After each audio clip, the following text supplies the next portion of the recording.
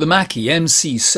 was one of a series of seaplanes developed by the Italian company Macchi Aeronautica, focused on winning the Schneider Trophy. Most aircraft chasing the coveted trophy were on the cutting edge of design, and the MC-72 was no exception.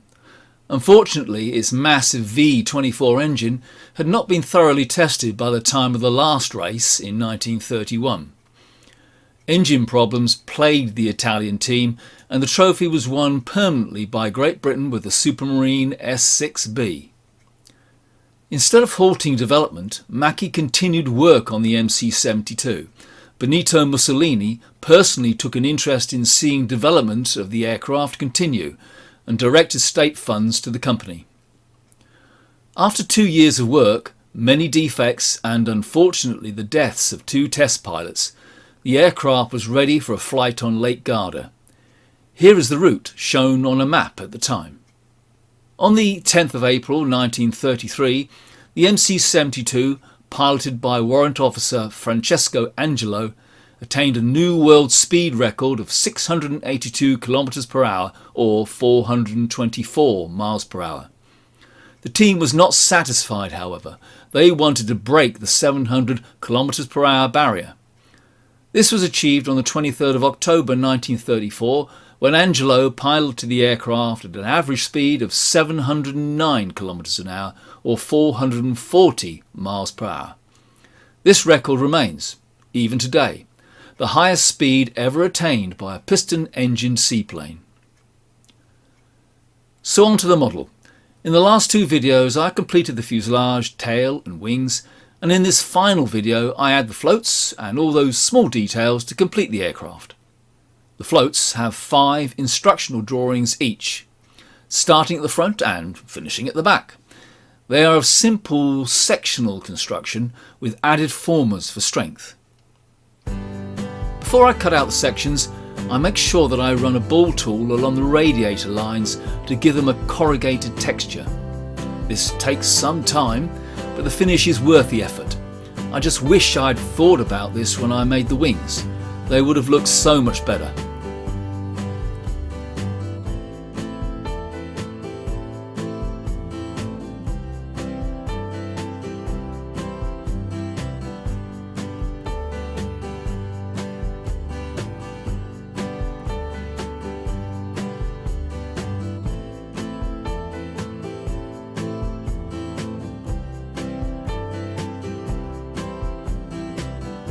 So after all that slicing, rolling and dicing, I have the component elements ready for assembly.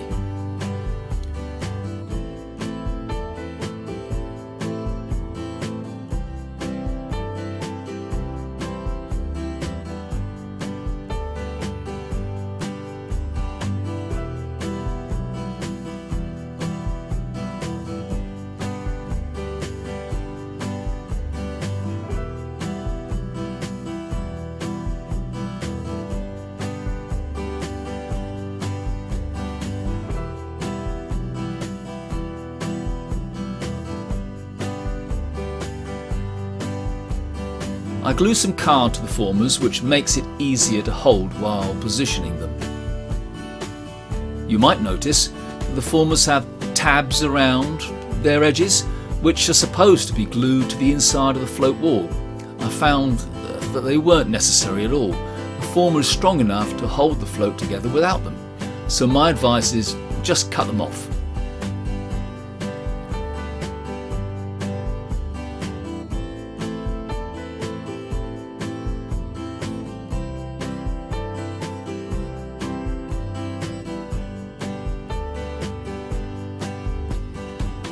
Now I've already put some weight in the nose of the model, but it's probably not enough to stop it rocking back, so I added some more weight to the front of the floats, in this case a steel nut.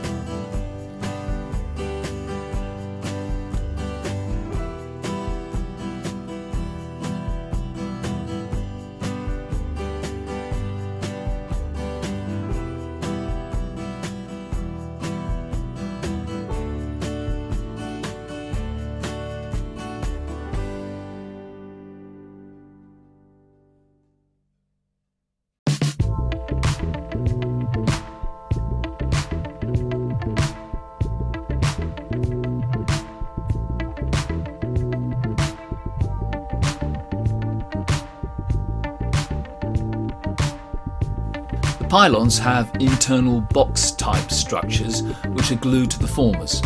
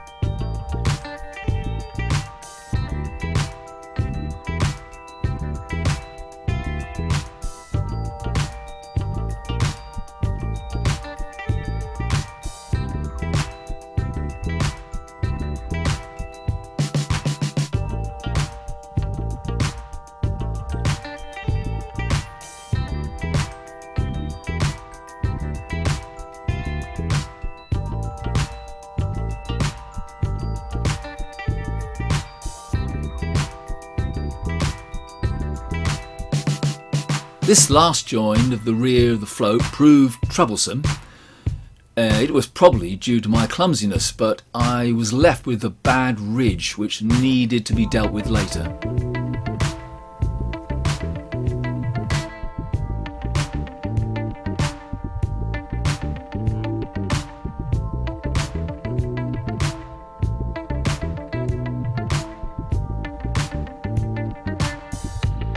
So, 2 floats made.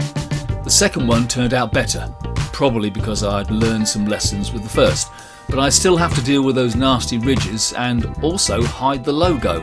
Of course, I must thank Canon for providing free models, but the logos on the bottom of the floats are massive. A few layers of paint should fix that.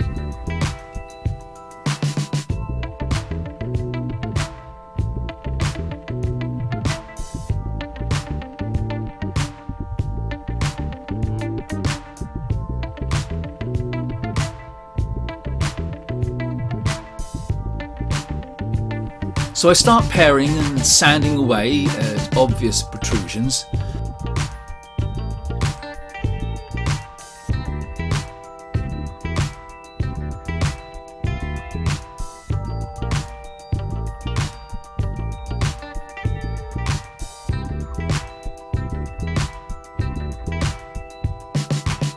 I know this is a paper model, but sometimes there is no alternative other than using plastic model putty to fill in some gaps.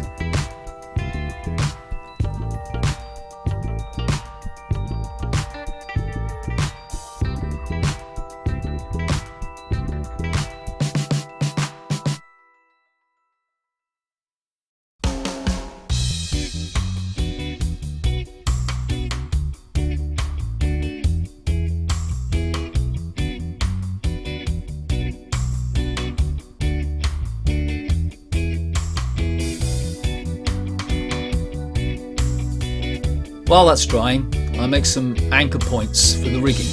I need about 30 in all.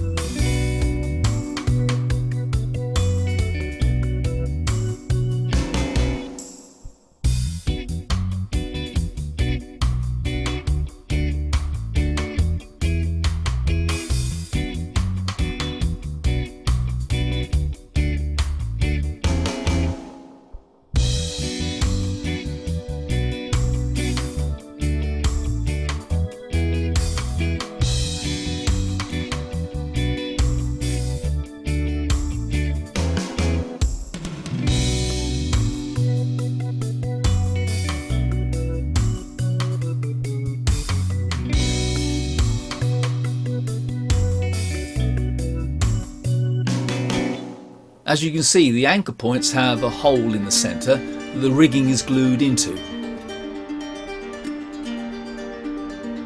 I also took the opportunity to make tie points for the front and rear of the floats.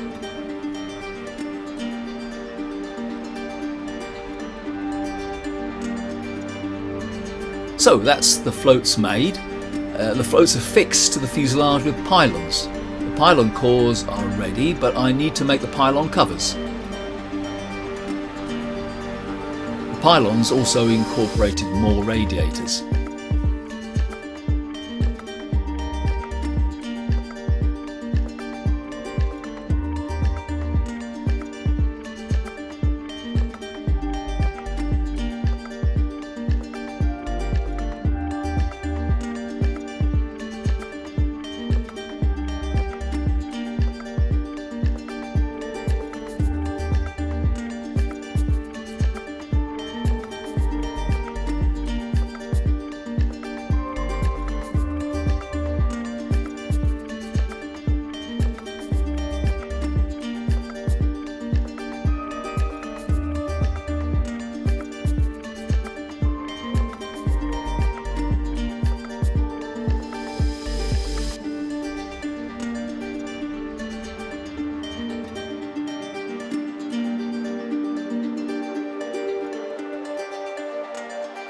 All done and labelled to avoid mistakes.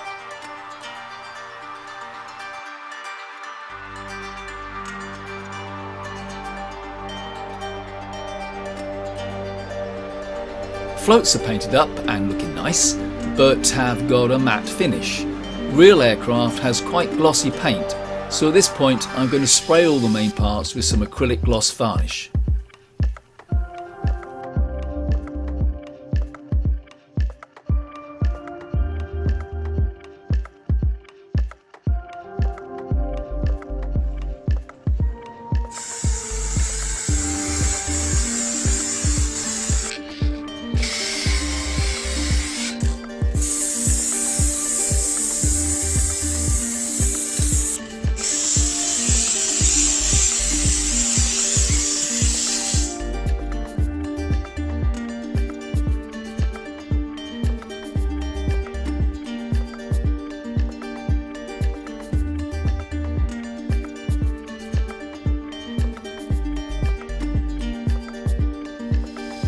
So this is an added step. I didn't think the paper pylons were going to be strong enough, so I inserted wooden cocktail sticks into the pylon cores to add to the strength.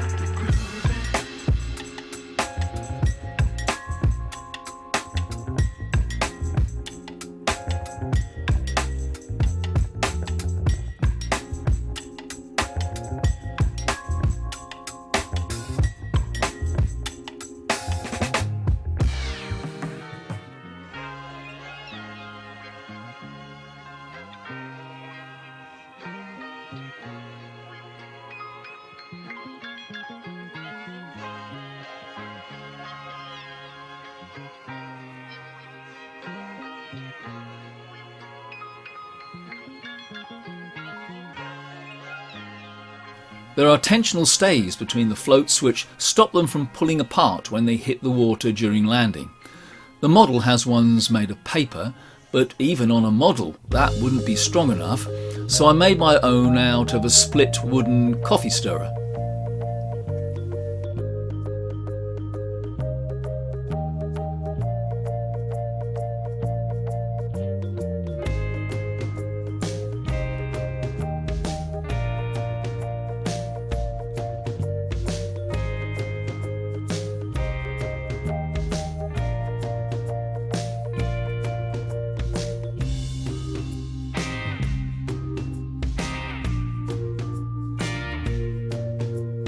So here's the exciting part, the rigging. The model provides rigging made from paper, but looking at reference photos, I decided to use elastic stretch cord.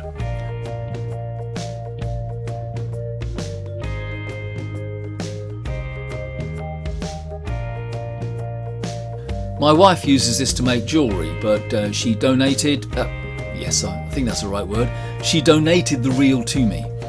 The cord is 1 mil thick and can be fixed with superglue. Each cord should be about 5 millimeters or a quarter inch longer than you need. You push the end into the hole, stretching it slightly while fixing it with superglue. Easy, yes? No, not at all. I think you need 3 people for this job. 1 to hold the model, 1 to fix the rigging, and 1 to shout encouragement and applaud when things go right.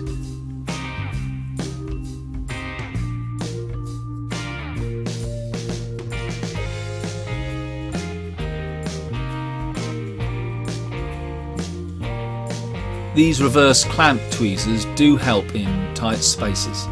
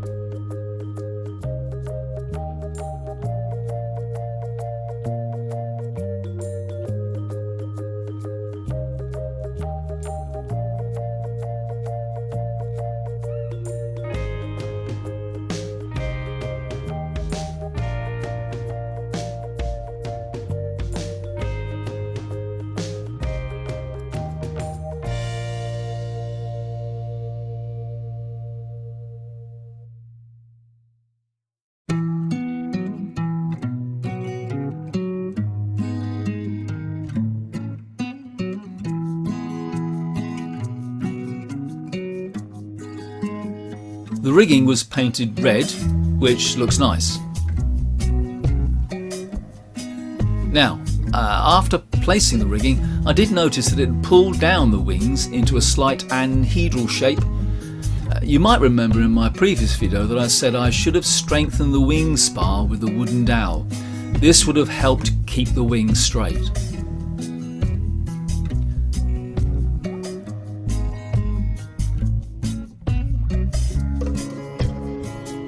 And on to the final part, the contra-rotating propellers.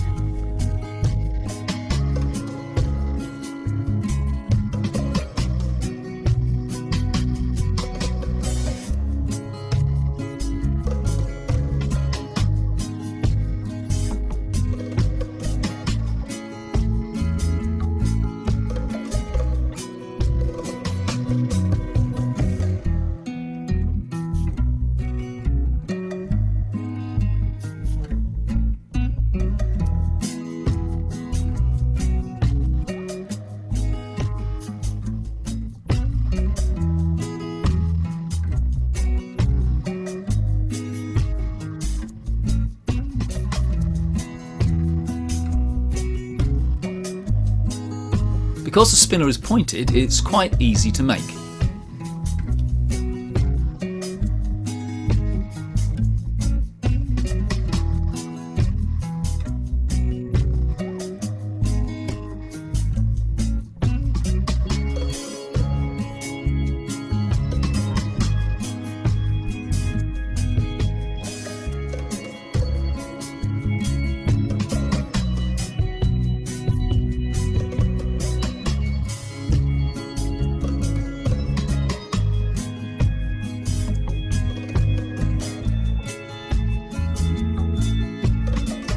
The instructions say just to glue the prop blades to the spinner, but I knew that this would be a weak assembly, so I used cocktail sticks as a core for the blades.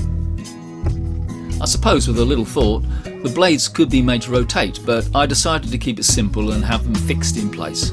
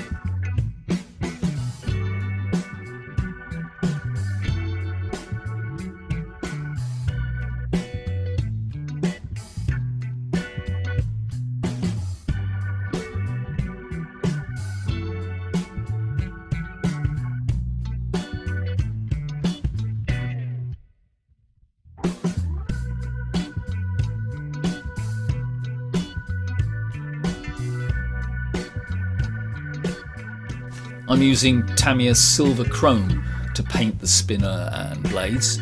The rear of the blades are painted black.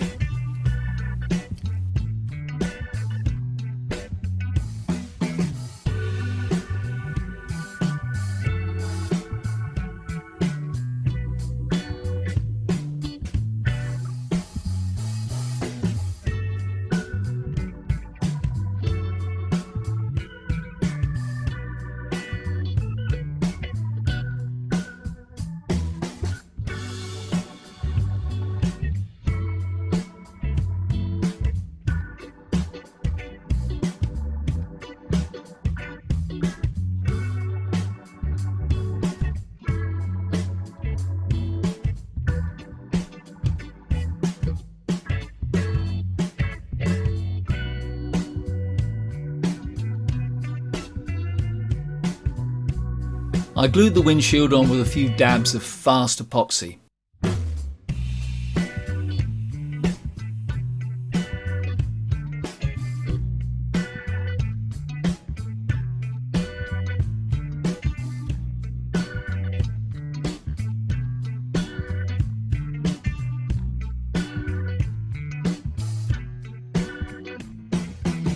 I won't lie to you, this is my second attempt.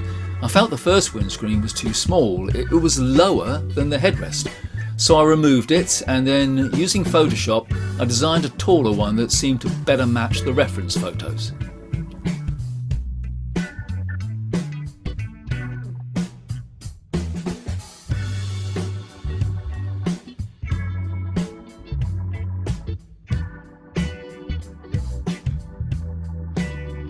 And so, ladies and gentlemen, here we have the finished model of the Macchi M.C 72 from Canon Creative Park.